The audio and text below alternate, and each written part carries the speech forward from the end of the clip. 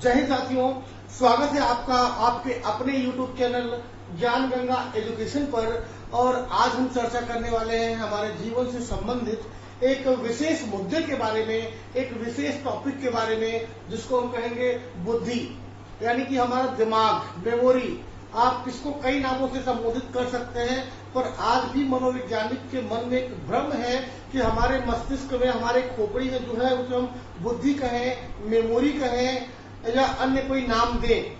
कई लोग दिमाग कहते हैं, बुद्धि कहते हैं, मेमोरी कहते हैं, स्मृति कहते हैं।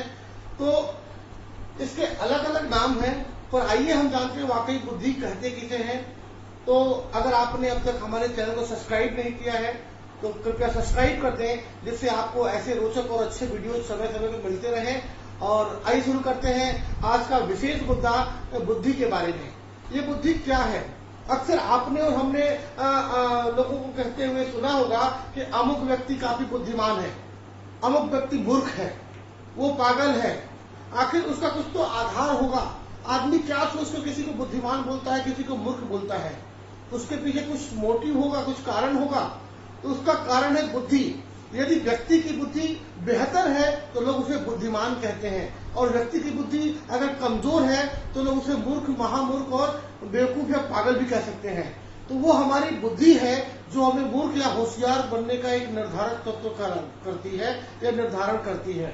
तो आपने तमाम बुद्धिजीवी व्यक्तियों के नाम सुने होंगे। अगर मैं आपसे पूछूं कि 5 बुद्धिजीवी व्यक्तियों के नाम बताइए, तो क्या आप कमेंट करके बता सकते हैं कि 5 बुद्धिजीवी आपके दिमाग में कौन कौन से चल रहे हैं? जरूर बताइएगा। जिसमें मैं एक नाम लेना चाहूंगा, जितने भी हमारे वैज्ञानिक हुए हैं, न्यूटन, आइंस्टाइन, अभी वर्तमान जीवन की बात करूं तो बिल गेट्स, और फिर पहले की बात करूं तो स्वामी विवेकानंद। ऐसे ढेर सारे नाम आपको मिल जाएंगे। थोड़ा सा दिमाग में जोड़ डालिए। और 3-4 तो मैंने खुद बता दिए, लेकिन आपको 5 बेहतर बुद्धिजीवी व्यक्तियों के नाम मुझे कमेंट बॉक्स में लिखकर बताना है। हम अक्सर बातचीत करते हैं कि अमुक व्यक्ति के पास बुद्धि अधिक है। क्या मैं कहूं कि बिरबल की बुद्धि बहुत बेहतर थी? तो क्या आप सहमत होंगे? अक्सर कहानियों में आपने सुना होगा कि अकबर के जो दरबार में रहने वाले बिरबल थे, उनके जो दरबारी थे, वो बिरबल एक अच्छे बुद्धिमान व्यक्ति थे। उनकी बुद्धि की चर्चा कई जगह की जाती थी। मैंने अपने कई कहानियों में स्पष्ट किया है अकबर बिरबल की कहानियों के माध्यम से कि बिरबल कितने होशियार थे। इसके अलावा आप कहानियों में और किसका नाम सुने हैं, प्लीज कमेंट बॉक्स में जरूर बताइएगा। आइए जानते हैं बुद्धि के बारे में। बुद्धि क्या है? आपने बुद्धि के बारे में तेनाली राम का भी नाम सुना होगा।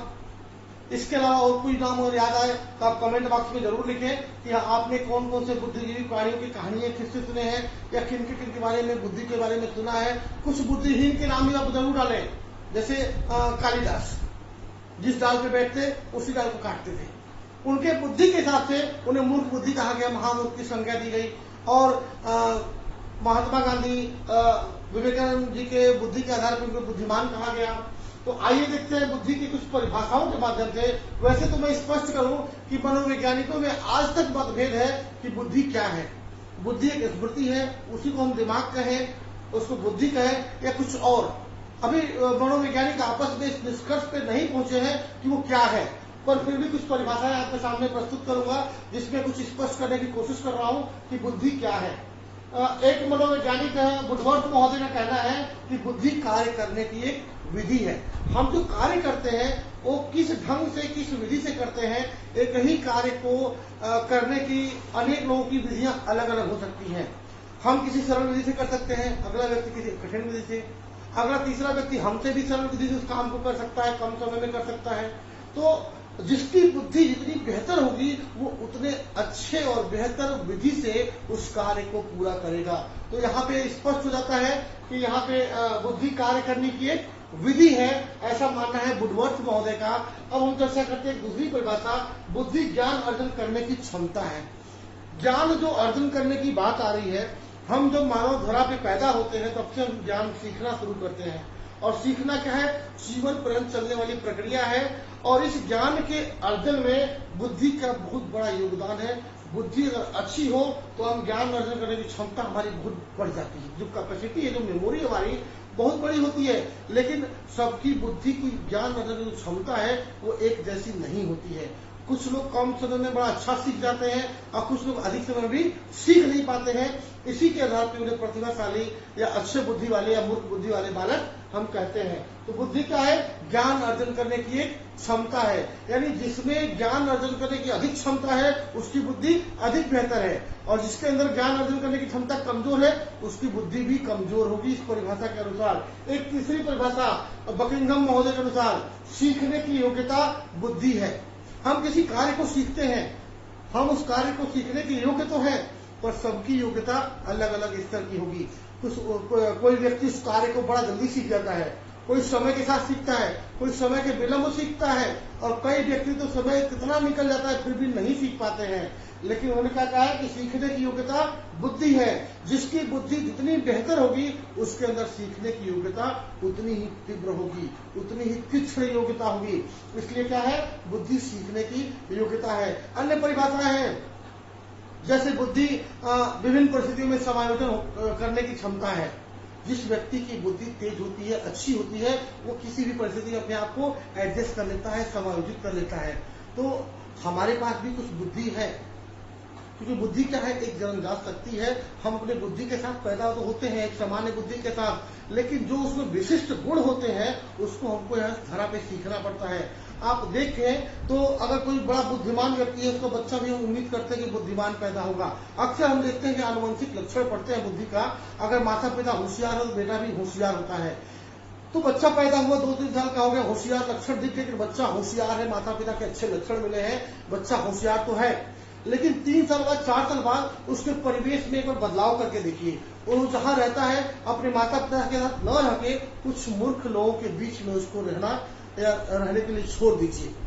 उसके बाद अब देखेंगे तो बच्चे की जो बुद्धि तीव्र बुद्धि का था, माता पिता के विशेष लक्षण पड़े थे, उसकी बुद्धि बहुत तेज थी, लेकिन कुछ साल तक लोगों के साथ समय बिताने के बाद वो भी बेवकूफों जैसी हरकत करना शुरू कर देगा और वो भी कमजोर बुद्धि में उसकी गिनती शुरू हो जाएगी। तो कहीं न कहीं हमारे वातावरण और हमारे रहन सहन का भी असर हमारे बुद्धि के विकास पर पड़ता है। तो बुद्धि एक जन्मजात शक्ति तो है, लेकिन उसका पूर्ण रूप से विकास इस धरा पर आने के बाद हम विभिन्न कार्यों और गतिविधियों के माध्यम से ही सीखते हैं। तो आइए हम जानते हैं बुद्धि की कुछ विशेषताओं के बारे में कि बुद्धि की विशेषताएं क्या हैं। अभी तक हमने बुद्धि के कुछ परिभाषाओं को जाना या बुद्धि किसे कहते हैं इस बात को समझा। अब देखते हैं बुद्धि की परिभाषा। तो बुद्धि की पहली परिभाषा मैंने यहाँ लिखी हुई, ढेर सारी परिभाषाओं के बाद बुद्धि की जो विशेषताएं हैं उस पर मैं चर्चा करूं तो पहली विशेषता है जन्मजात शक्ति। जी हाँ, बिल्कुल, बुद्धि एक जन्मजात शक्ति है। बड़े दावे के साथ मैं कह सकता हूँ कि जब बालक पैदा होता है तो उसके पास कुछ न कुछ बुद्धि जरूर होती है। बिना किसी दिमाग के, बिना किसी बुद्धि के कोई बालक पैदा नहीं होता, या कोई भी प्राणी बिना बुद्धि के पैदा नहीं होता। आपने अक्सर देखा होगा जब बच्चा पैदा होता है तो वो बिना किसी के सिखाए हुए दूध पीना शुरू कर देता है। क्या उसको आपने सिखाया कि दूध कैसे पीते हैं? बच्चा पैदा होते ही रोना शुरू कर देता है। क्या आपने उस इमोशन को सिखाया कि रोना किसे कहते हैं, या कैसे रोते हैं? तुम्हें तकलीफ हो, भूख लगे, दुख हो तो तुम रो के सिंबल दो, हमें संकेत दो कि हाँ हमें भूख लगी है। हमने बिल्कुल नहीं सिखाया। लेकिन बुद्धि क्या है? एक जन्मजात शक्ति है। बच्चा अपनी बुद्धि को, एक कुछ क्वालिटी होती है, एक क्वांटिटी होती है कि बच्चे के पास बुद्धि तो है, पर कितना है ये मतभेद है। हर बच्चे के पास बुद्धि जन्मजात होती है, किसी में कम, किसी में अधिक, किसी में बहुत अधिक होती है। वो आनुवंशिक लक्षणों पर आधारित है। जैसे माता पिता की तीव्र बुद्धि होगी, बच्चा भी उसी तीव्र बुद्धि के साथ पैदा होगा। अगर माता पिता मूर्ख हो गए तो संभावना की जाती है कि बच्चा भी बुद्धिहीन या मूर्ख पैदा हो सकता है। तो बुद्धि क्या है? एक जन्मजात शक्ति है। हर व्यक्ति, हर जीव कुछ न कुछ बुद्धि लेकर ही पैदा होता है, लेकिन उस बुद्धि का पूर्ण विकास, बेहतर विकास इस धरा पर आने के बाद होता है। यानी कि हमारे पास कुछ बुद्धि तो है जो हम पैदा होते हैं, लेकिन उस बुद्धि को अपने स्किल और विभिन्न कौशलों के माध्यम से हम उस बुद्धि को तीव्र करते हैं और आगे बढ़ाते हैं और तेज करने की कोशिश करते हैं, अपने माइंड को और साफ करते हैं, बुद्धि को बढ़ाते हैं। और बुद्धि बढ़ाने का काम कौन करता है? हमारे पास पड़ोस के लोग, टीचर्स, हमारे सीखने की एबिलिटी, योग्यता इत्यादि। उस पर आगे चिंता करेंगे। आगे दूसरी विशेषता के बारे में देखते हैं, अमूर्त चिंतन। बुद्धि एक ऐसी इकाई है, एक ऐसी व्यवस्था है, एक ऐसा संयंत्र है जिसके माध्यम से हम विभिन्न प्रकार के मूर्त और अमूर्त चिंतन कर सकते हैं। आपने सुना होगा मूर्त और अमूर्त। जो कुछ भी दिख रहा है आपके सामने वो एक मूर्त स्वरूप है। जो हमारे सामने नहीं दिख रहा है, जिसकी हम कल्पना कर रहे हैं, जिसका चलचित्र हम दिमाग में बना रहे हैं, वो हमारे लिए अमूर्त है। मैंने इसके पहले वीडियो में मूर्त और अमूर्त में अंतर बताया था कि अमूर्त मतलब जो सिंगर पहली बार नए गाने गा रहे हैं, जो हम सबके लिए पहली बार है, वो राइटर जो पहली बार उस गाने को लिख रहा है, वो क्या अमूर्त है। जो किसी ने देखा नहीं, वो पहली बार उसको ढूंढ रहा है, एक कल्पना कर रहा है, अमूर्त चिंतन के बाद एक अमूर्त चीज को ढूंढ के ला रहा है और आपके सामने प्रस्तुत कर रहा है। इसलिए अमूर्त चिंतन बुद्धि की जो सबसे अच्छी विशेषता है वो अमूर्त चिंतन है। इस बुद्धि के माध्यम से हम कठिन से कठिन और विरल से विरल अमूर्त चिंतन करके किसी भी जटिल से जटिल समस्या का समाधान ढूंढ सकते हैं। इसलिए हमारी बुद्धि बहुत तेज है। हम अक्सर लोगों को उदाहरण देते हुए सुनते हैं कि पैसा अगर आप खर्च करोगे तो खर्च होते जाएगा। पैसा क्या है? खर्च होने वाली चीज है। अगर आपके पास 1 लाख रुपए है और आप खर्च करना शुरू करें तो 2-4 दिन वो खर्च हो जाएंगे। लेकिन बुद्धि के ऊपर मैं अप्लाई करूं इसी नियम को कि बुद्धि को आप जितना ही खर्च करोगे उतना ही बढ़ने वाली चीज है। कितनी मजेदार बात है अगर मेरे मुंह से ये निकल जाए कि पैसा को जितना खर्च करोगे उतना ही बढ़ेगा।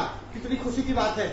हम पैसे के मामले में बहुत कॉन्शियस होते हैं कि पैसा अगर बढ़ने वाला होता है तो खूब खर्चा करते हैं। लेकिन अगर मैं ये कहूं कि आप अगर बुद्धि खर्च करते हो तो आपकी बुद्धि उतनी ही बढ़ती है। जितना ही खर्च करोगे, जितना ही बुद्धि को लगाओगे, जितना ही दिमाग को इन्वॉल्व करोगे, उतनी ही बुद्धि आपकी बढ़ती जाएगी। पर पता नहीं क्यों समझ नहीं आता आप लोगों को कि बुद्धि खर्च करने से बढ़ती है। कितनी अच्छी बात है। बाकी दुनिया में जितनी भी चीजें हैं खर्च करने से घटती है, लेकिन बुद्धि एकमात्र ऐसी चीज है आप जितना ही खर्च करोगे उतना ही बढ़ेगी। इसलिए कृपया बुद्धि को खर्च करें, उसको संजो के या फिर छुपा के ना रखें। जितना ही खर्च करोगे उतना ही बढ़ेगा, जितना उसको बचा के रखोगे उतना ही लेस तो उल्टा कम होते जाएगा। इसलिए प्लीज अपने दिमाग का उपयोग करें, बुद्धि को जितना अधिक से अधिक हो उसको खर्च करें, लगाएं, टाइम के साथ सोचें। और अमूर्त चिंतन आप भी कर सकते हैं। आपके पास भी योग्यता है अमूर्त चिंतन करने की, पर कब? जब आप शुरू करेंगे तब। तीसरी योग्यता देखते हैं, विशेषता देखते हैं। बुद्धि की तीसरी विशेषता है समायोजन क्षमता। हमारी बुद्धि इतनी अच्छी है, इतनी तेज है, क्योंकि हम क्या है? सर्वश्रेष्ठ रचना है इस पूरी दुनिया के। मानव को अगर सबसे सर्वश्रेष्ठ प्राणी कहा गया है तो क्यों कहा गया है? क्योंकि मानव में समायोजन क्षमता सबसे बेहतर है। मानव उस समय की कल्पना करिए जब मानव आदि मानव था। वो फल मूल खाकर अपना जीवन यापन करते थे, कच्चे और पक्के मांस खाकर जीवन यापन करते थे। लेकिन क्यों? क्योंकि उनको समय के साथ अपना समायोजन करना था। वर्तमान समय में चीजें देखने को नहीं मिलती, क्योंकि जैसे जैसे भौतिकवादी युग आगे बढ़ते गया, लोगों ने अपना एडजस्टमेंट रखा, वातावरण के साथ अपने को एडजस्ट किया। जिस व्यक्ति की बुद्धि जितनी बेहतर होती है उतना ही बेहतर वो समायोजन करता होता है। इस बुद्धि के आधार पर हम कठिन से कठिन और विकट से विकट परिस्थितियों में एक अच्छे समायोजनकर्ता के रूप में समायोजन करते हुए अपना बेहतर विकास कर सकते हैं।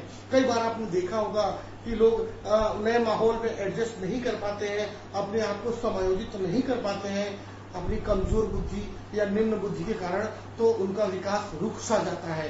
पर आपकी जिम्मेदारी है कि आप अपनी बुद्धि का पूर्ण उपयोग करें और पूर्ण उपयोग करते हुए आप एक बेहतर मनुष्य बने। एक चौथी विशेषता के बारे में चर्चा करूं तो सीखने में सहायक। जो हमारी बुद्धि है किसी भी विषय वस्तु को सीखने में सहायक होती है।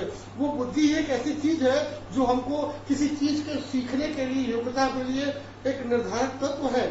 जिसकी बुद्धि जितनी बेहतर होती है वो उतना बेहतर लर्नर होता है। आपने देखा होगा कि जो बुद्धिमान लोग होते हैं एक बार में बात को समझ जाते हैं। जिसकी बुद्धि तेज होती है वो एक बार में सीख जाता है, और जो कमजोर बुद्धि का होता है 2 बार 3 बार, और जो बिल्कुल गधा होता है वो 20 बार में नहीं सीख पाता है। इसलिए बुद्धि क्या है? सीखने में सहायक है। आपकी बुद्धि जितनी बेहतर होगी आपका सीखना भी उतना तेज होगा। अगली विशेषता की बात करें तो अनुभव का लाभ उठाने योग्य बनाती है। आपने जीवन में पूर्व में ढेर सारे अनुभव किए हैं, ढेर सारे एक्सपीरियंस किए हैं। अब आपके सामने जब नई परिस्थितियां आती हैं, नई चैलेंजेस आती हैं, तो आप पुराने अनुभव के साथ नए कंडीशन को जोड़कर उस समस्या का समाधान करते हैं। जैसे मैं इस बात को उदाहरण के रूप में अगर बताऊं तो शायद गलत नहीं होगा। आपने बचपन में साइकिल तो चलाई होगी। जब साइकिल पंचर होता था तो क्या करते थे, उसको धक्का देकर आगे बढ़ाते थे और दुकान तक ले जाते थे। अब बड़े हो गए, मोटरसाइकिल पंचर हो गए, क्या करेंगे, चला के जाएंगे या उतर के जाएंगे। कहीं ना कहीं पुराने अनुभव को हम उपयोग करते हैं। आप मोटरसाइकिल चलाना अभी सीखे हैं, इसके पहले क्या करते थे, साइकिल का बैलेंस जैसा करते थे वैसे ही आपने मोटरसाइकिल का बैलेंस किया। ऐसा नहीं कि आपको मोटरसाइकिल को शुरू से जीरो से सीखना पड़ा, क्योंकि आप बैलेंस करना साइकिल से सीख गए थे। उसी अनुभव को, उसी बैलेंस के अनुभव को आपने मोटरसाइकिल पर लगाया और आपका पुराना अनुभव समय के साथ लाभ उठाने के काम आया। तो अनुभव का लाभ उठाने योग्य बनाती है बुद्धि। आप साइकिल का बैलेंस सीख गए थे, साइकिल चलाना सीख गए थे, उसी पुराने अनुभव के आधार पर आप मोटरसाइकिल चलाना भी सीख जाते हैं। आगे देखते हैं कठिन व जटिल परिस्थितियों को सरल बनाने में जो हमारी बुद्धि होती है, हमारे कितनी भी जटिल परिस्थितियां हो, जितनी भी कठिन समस्या में हम फंसे हो, उनको अपने बुद्धि के माध्यम से किसी भी समस्या का हम समाधान कर सकते हैं। जिस व्यक्ति की बुद्धि जितनी तेज होती है, वो समस्या का समाधान भी उतना ही तेज करता है, कठिनाइयों से उतना ही जल्दी निकल जाता है। इसलिए अपनी बुद्धि को तेज बनाएं, बुद्धि को खर्च करें। बुद्धि खर्च करने से बढ़ती है, मैं बार बार बोलती हूँ, दिमाग लगाएं, दिमाग खटाएं, बुद्धि का यूज बार बार करें, बुद्धि को बार बार पढ़ाई में लगाएं। जितनी बार आप पढ़ोगे उतना ही आपका विकास होगा। इसलिए कहा जाता है कि बुद्धि को खर्च करने से बुद्धि बढ़ती है, और वो हमारी ऐसी बुद्धि है जो कैसी भी जटिल या कठिन परिस्थितियां हैं उसको सरल बनाने में सहयोग प्रदान करती हैं। आगे देखते हैं, नवीन परिस्थितियों में समायोजन योग्य बनाना। हमारी बुद्धि ही ऐसी है जो हमें विभिन्न प्रकार के नवीन परिस्थितियों में हमको एडजस्ट करने के लिए मोटिवेट करती है। या बुद्धि के चिंतन के आधार पर ही नई नई परिस्थितियों में हम अपने आप को समायोजित कर पाते हैं। आप उस समय को सोचिए जब बालक, छोटा बच्चा पैदा होता है तो केवल अपनी माँ के साथ समायोजित हो जाता है, अपनी माँ के साथ एडजस्ट करता, वहीं खुश रहता है। जैसे जैसे बड़ा होता है अपने परिवार के अन्य सदस्यों के साथ समायोजन करता है। किसके आधार पे, अपनी बुद्धि के आधार पे। जैसे और थोड़ा सा बड़ा होता है तो परिवार के अन्य पड़ोसी लोगों के साथ भी एडजस्ट करना शुरू कर लेता है। थोड़ा सा और बड़ा होता है तो प्राथमिक विद्यालय जाना शुरू कर देता है और अपने सहपाठी और टीचर से भी समायोजन करना शुरू कर लेता है।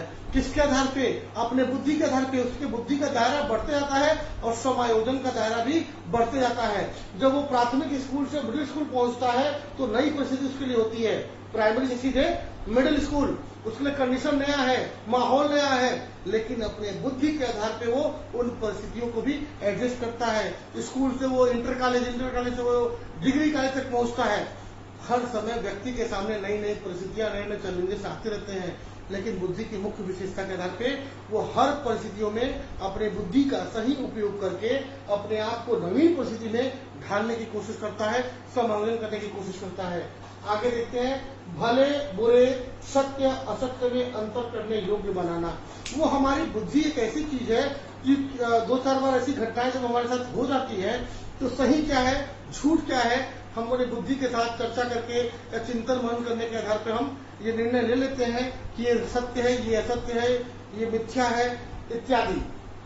उसमें सही क्या है, झूठ क्या है, भला कौन है, बुरा कौन है, हमारी बुद्धि तय करती है। इसने हमारे साथ बुरा किया, ये बुरा हो सकता है, इसने मेरे साथ अच्छा नहीं किया, ये हमेशा झूठ बोलता है, ये असत्य आदमी है। ये हमारी बुद्धि एक ऐसी चीज है जो उस चीज का आकलन करना शुरू कर देती है। उस आकलन करने की योग्यता हमसे या हमको हमारी बुद्धि से ही मिलती है। आगे देखते हैं, समस्याओं का समाधान करने योग्य बनाना। मानव जीवन बड़ा ही कठिन होता है। मानव जीवन में ढेर सारी समस्याएं आती हैं, ढेर सारी ऐसी चैलेंजेस आते हैं जिसका सामना करना मानव के लिए कठिन होता है। लेकिन मानव क्या है, अपने बुद्धि के आधार पर ही एक सर्वश्रेष्ठ प्राणी कहा जाता है। मानव का मस्तिष्क सबसे बेहतर है। सभी जीवों में अगर सबसे बेहतर मस्तिष्क किसी का है तो वो हम मानवों का है। मानव अपने इस मस्तिष्क के आधार पर विभिन्न प्रकार की आने वाली समस्याओं का समाधान करते रहता है। यकीन ना हो तो थोड़ा सा पहले जाऊंगा मैं। पहले के समय में पंखे, बिजली नहीं हुआ करते थे, लेकिन लोग रहते थे। जैसे जैसे गर्मी का आभास हुआ, मानव ने उस समस्या के समाधान को ढूंढ लिया। हमारे मानव बुद्धि ने उस समस्या के समाधान को ढूंढ निकाला और बिजली का आविष्कार कर दिया। जब बिजली आई तो बिजली से पंखे को लगा दिया, बिजली से बल्ब को लगा दिया, और उस क्रम को बढ़ाते हुए उसके बाद कूलर, एसी और ढेर सारे ऐसे आविष्कार जो आने वाले दैनिक समस्याओं को बेहद सरल और जीवन को एकदम आसान बनाकर रख दिया इस मानव बुद्धि ने। इस मानव बुद्धि के आधार पे हम दुनिया की वो हर चीज अभी कर पा रहे हैं, देख पा रहे हैं। आप सोच के देखिए, आज के 50 साल पहले अगर कहीं जाना होता था तो लोग कितना चिंतित होते थे, कितना घबराते थे, कैसे जाएंगे। रेलगाड़ी का सफर मुश्किल से दिन में एक रेलगाड़ी चलती थी, कितनी भीड़। अब देखिए आप हवाई जहाज का सफर 2 घंटे में यहां से वहां। छोटे छोटे सफर के लिए लोग एक गठरी बांधकर डंडा लेकर पैदल चला करते थे, लेकिन साइकिल, मोटरसाइकिल और कार ने इस समस्या का समाधान मानव बुद्धि ने इस तरह इतना जल्दी कर दिया कि हमारे पास कोई समस्या रह ही नहीं गई है। आज ऐसी कौन सी समस्या है जिसका समाधान आपको तत्काल नहीं मिल पाता है? आपकी हर समस्या का समाधान गूगल ने, कितनी बड़ी समस्या समाधान है ये। आज के 30 साल पहले गूगल इतना एक्टिव नहीं था, लेकिन मानव बुद्धि ने ऐसी संरचना बनाई, ऐसा सिस्टम बनाया कि आपकी कोई भी प्रॉब्लम हो, आप गूगल पे सर्च करो, आपको जरूर जवाब मिलेगा। क्यों? किसके बल पर? मानव के बुद्धि के बल पर। मानव ने अपने बुद्धि से समस्या समाधान करने की सभी योग्यताओं को इतना विकसित कर दिया है, इतना विकराल रूप में बढ़ाया है कि हमारे पास कोई समस्या का स्तर बड़ा निम्न हो गया है। जैसे ही कोई समस्या आती है, आप तुरंत ऑनलाइन होते हैं, गूगल पे सर्च करते हैं, आपको ढेर सारे कंसल्ट मिल जाते हैं, ढेर सारे डॉक्टर मिल जाते हैं, ढेर सारे मनोचिकित्सक मिल जाते हैं। आप सोचिए, चिट्ठी का जमाना, कबूतर से चिट्ठी भेजना आपने पोस्ट ऑफिस से, और आज 2 मिनट में फोन के माध्यम से यस और नो, कितना आसान हो गया है। ये सब कैसे हुआ? कहीं ना कहीं ये मानव की बुद्धि ने ही ऐसा किया, जो सबको सरल कर दिया, सभी समस्याओं का बिल्कुल समाधान कर दिया। बुद्धि का विकास सतत होते रहता है। इसकी विशेषता में शामिल है कि बुद्धि का विकास कभी रुकता नहीं है। बुद्धि मरते वक्त तक इंसान की बुद्धि में कुछ न कुछ बढ़ोतरी होती रहती है, कुछ न कुछ इंसान सीखते रहता है। जब तक इंसान सीखता है तब तक इंसान की बुद्धि बढ़ते ही रहती है। ऐसी ढेर सारी चीजें हैं जो मानव बुद्धि ने आविष्कार किया है। दुनिया में जितनी भी चीज है, इस प्रकृति को छोड़कर मानव ने सब कुछ तैयार कर दिया। आजकल मानव बुद्धि इतनी तेज हो गई है कि वो हर चीज का डुप्लीकेट आइटम तक बनाने के रेडी है और बना के दिखा रहे हैं। आपने चाइना का नाम सुना होगा। देखिए, चाइना में मानव बुद्धि ने उसका गलत इस्तेमाल करके कितने नकली प्रोडक्ट बना दिए। ये बुद्धि ही है। अगर बुद्धि का सही उपयोग करें तो आपने सही आविष्कार किया, और बुद्धि का आपने गलत दुरुपयोग किया तो उसके दुष्परिणाम भी बहुत बुरे आ सकते हैं। इसलिए बुद्धि का सही उपयोग करें, सही जगह पे खर्च करें, जिससे आपकी बुद्धि का सही उपयोग और सही आनंद आप ले सकें जीवन का। आइए देखते हैं बुद्धि के कुछ प्रकार के बारे में। मैंने मुख्य रूप से 3 प्रकार का वर्णन किया है: मूर्त बुद्धि, अमूर्त बुद्धि और सामाजिक बुद्धि। सामान्य तौर पर हम बुद्धि को 3 भागों में वर्गीकृत करते हैं। पहले हम कहते हैं मूर्त बुद्धि। इसको हम भ्रामक या यांत्रिक बुद्धि भी कहते हैं। ऐसे बुद्धि वाले लोग अक्सर यंत्रों या मशीनों के जानकार होते हैं, उनमें उनकी दिलचस्पी अधिक होती है। ऐसे लोग अक्सर ड्राइवर, कारपेंटर, इंजीनियर इत्यादि हो सकते हैं। अब बात करें अमूर्त बुद्धि, तो ऐसे बुद्धि के लोग किताबों से अधिक उनको प्रेम होता है। ये अलग से चिंतन करने की योग्यता अलग होती है। ये नवीन विषय वस्तु को खोजने या फिर अनुसंधान और खोज करने में लगे रहते हैं। ऐसे लोग अक्सर लेखक, शोधकर्ता, एक अच्छे राइटर, एक अच्छे संगीतकार हो सकते हैं, एक अच्छे कवि हो सकते हैं। अब बात करें सामाजिक बुद्धि की, तो ये ऐसे लोग समाज के लोगों के साथ उठना बैठना, मिलनसार होना, समाज के विकास के लिए सोचना, एक सामाजिक प्राणी के रूप में अपना जीवन व्यतीत करते हैं। तो हम में से पूरे इकाई में से लगभग 95% लोग, या यूं कहें कि 90 से 95% लोग सामाजिक बुद्धि के अंतर्गत आते हैं। बाकी 5% लोग मूर्त और अमूर्त की बुद्धि में आते हैं। आप ध्यान देंगे, अधिकांश लोग समाज में रहकर अपना विकास करते हैं। सब लोग अमूर्त चिंतन नहीं कर सकते, सबके पास इतनी बुद्धि की इतना वो बुद्धि का उपयोग नहीं कर पाते। इसीलिए कुछ ही लोग लेखक बन पाते हैं, कुछ ही लोग संगीतकार बन पाते हैं, कुछ ही लोग कवि बन पाते हैं। इसी अमूर्त चिंतन के आधार पे अधिकांश लोग सामाजिक बुद्धि के अंतर्गत आते हैं। हम और आप जो सामान्य प्राणी हैं, ये सभी सामाजिक बुद्धि के अंतर्गत आते हैं। कुछ इंजीनियर, ड्राइवर या फिर मैकेनिक, वो लोग इसमें मूर्त बुद्धि के अंतर्गत आते हैं, और कुछ बहुत ना के बराबर 1 से 2% आपके अमूर्त बुद्धि के अंतर्गत आते हैं। हमने बुद्धि के वर्गीकरण के बारे में इसके पहले वीडियो में भी चर्चा किया था कि बुद्धि का वर्गीकरण कैसे किया जाता है, हमारी बुद्धि कैसी है, या हमारी बुद्धि कैसी निकाली जाए, इस पे मैंने चर्चा किया था। तो एक छोटा सा फॉर्मूला है हमारे बुद्धि लब्धि को ज्ञात करने का और पता लगाने का कि हम किस प्रकार के बुद्धि के मालिक हैं या हमारी बुद्धि कैसी है। तो आइए बड़े सरल तरीके से हम जानते हैं कि बुद्धि का पता कैसे लगाएं या हमारी बुद्धि कितनी है हम कैसे जानें। तो मैंने एक फॉर्मूला बताऊंगा, इस फॉर्मूले को अगर आप फॉलो करेंगे तो आप अपनी बुद्धि लब्धि के बारे में जान सकेंगे। इसका फॉर्मूला है IQ बराबर MA/CA × 100। अब आप सोचिए कि फॉर्मूला तो मैंने रख दिया, पर इस फॉर्मूले को हम पुटअप कैसे करेंगे। IQ मतलब इंटेलिजेंट क्वालिटी या इंटेलिजेंट क्यूरेसी, हमारी बुद्धि लब्धि का फॉर्मूला क्या है, MA/CA मेंटल एज बराबर बटे क्रोनिकल एज या करंट एज गुणे 100। अब एक एग्जाम्पल के तौर पे समझते हैं कि मान लीजिए आपने एक कक्षा 6वीं के बच्चे का बुद्धि परीक्षण करना है, तो आपने उसे क्या किया, उसकी उम्र हो सकती है 10 साल 12 साल, मान के चलते हैं उसकी उम्र 12 साल है। एक बच्चे की वास्तविक आयु क्या है 12 साल, IQ बराबर हमें 12 साल उम्र पता है गुणे 100, हमें उसका मेंटल एज निकालना है। 12 साल का बच्चा है, मेंटल एज के लिए क्या करते हैं, उसके विषय वस्तु से संबंधित कुछ सामान्य ज्ञान, कुछ पर्यावरण से संबंधित कुछ प्रश्न पूछते हैं उससे। कितने प्रश्न पूछे, तो हमने 10 प्रश्न रख लिया, एक प्रश्न के लिए 2 अंक, यानी कुल 10 प्रश्न सही बताएगा तो वो 20 अंक पाएगा।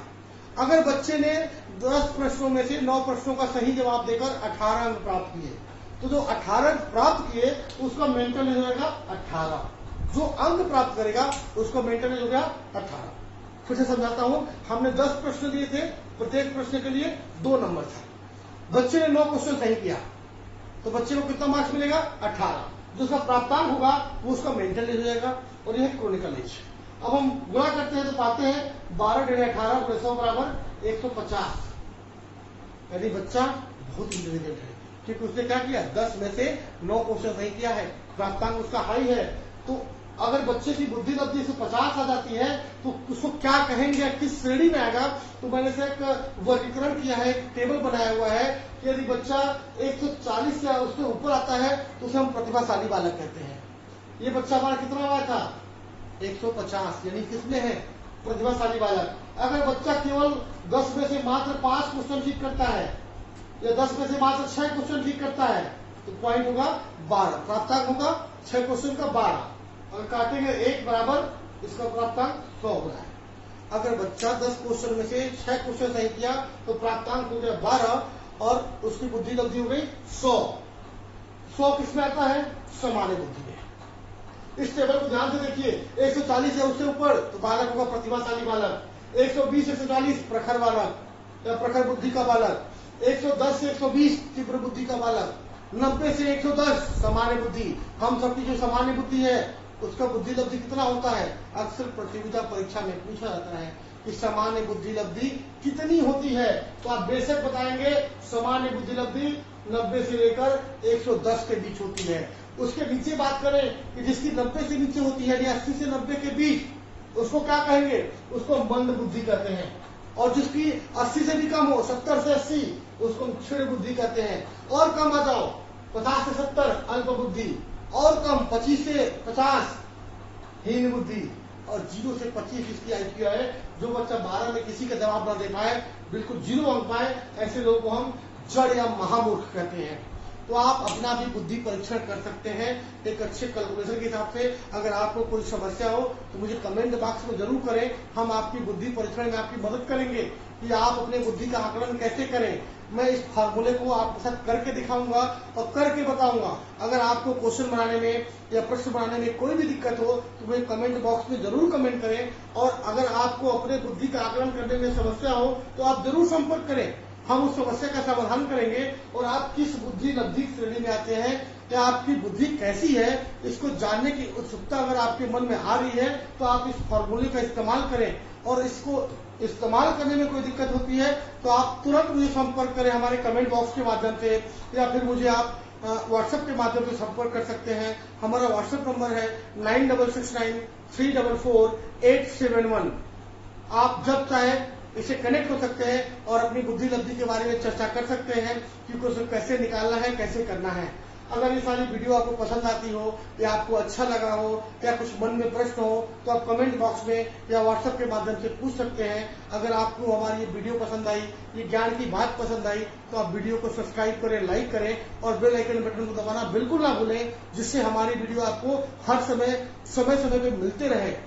अगर कोई भी प्रश्न हो तो बेहिचक आप मुझे व्हाट्सएप के माध्यम से संपर्क कर सकते हैं। फिर से कहूंगा, आप चैनल को सब्सक्राइब करें, लाइक करें और इस वीडियो को शेयर करें ताकि लोग अपनी बुद्धि को बेहतर तरीके से समझ पाएं। ये सभी व्यक्तियों को अपनी बुद्धि को समझना बेहद जरूरी है। प्रतियोगिता परीक्षा में पूछे जाने वाला सबसे बेहतर सवाल है ये कि बुद्धि क्या है। मिलते हैं अगले वीडियो के साथ, बने